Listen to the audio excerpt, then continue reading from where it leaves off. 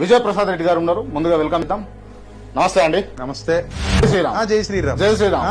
జై శ్రీరామ్. జై శ్రీరామ్. విజయ్ ప్రసాద్ రెడ్డి మంచోడా చెడ్డోడా?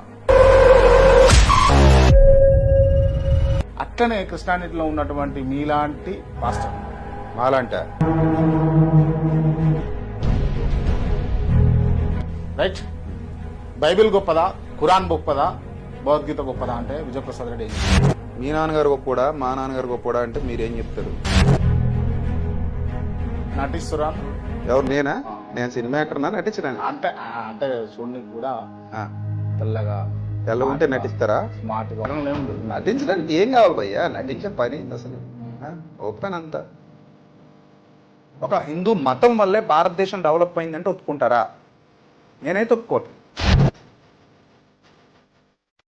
స్త్రీల పూడిక పేరుతోటి స్త్రీలను వంచిస్తున్నారు.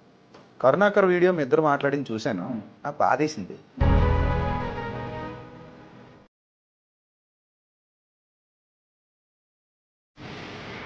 విజయ్ ప్రసాద్ రెడ్డి జీవిత గమ్యం ఏంది? జీవిత గమ్యం అంటే చచ్చిపోయేంత వరకు 10 మందికి మంచి చేస్తూ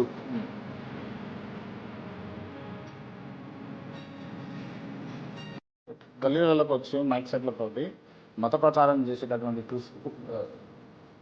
క్రైస్తవులకు ఏం చెప్తారు? అంటే మత ప్రచారం అంటే మత ప్రచారం అంటే మా మతంలో చేరండి, మా మతంలో చేరండి అని ఎవడు చెప్పినా తప్పే కదా. మా మతంలో చేరండి అని ఎవడు చెప్పినా తప్పే.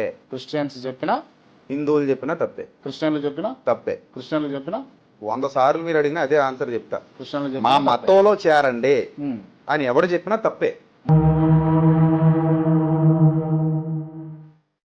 మీ దృష్టిలో యేసు ప్రభు దేవుడా లేకపోతే రాముడు దేవుడా?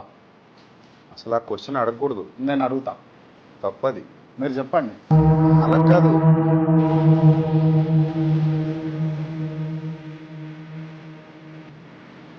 రైట్. మీరు పదే పదే క్రైస్తవాన్ని వ్యతిరేకిస్తుంటారు కదా లలిత్ గారు. అంటే మీరు ఇప్పుడు విజయ్ ప్రసాద్ రెడ్డి గారు ఉన్నారు నా ముందు, మీరు ఏం అడగదలుచుకున్నారు? మీరు మీకు అర్థమైందా ప్రశ్న? అర్థమైంది. రైట్, సమాధానం చెప్పండి మీరు. లలిత్ గారు చాలా సంతోషం అండి, మంచి క్వశ్చన్ అడిగారు.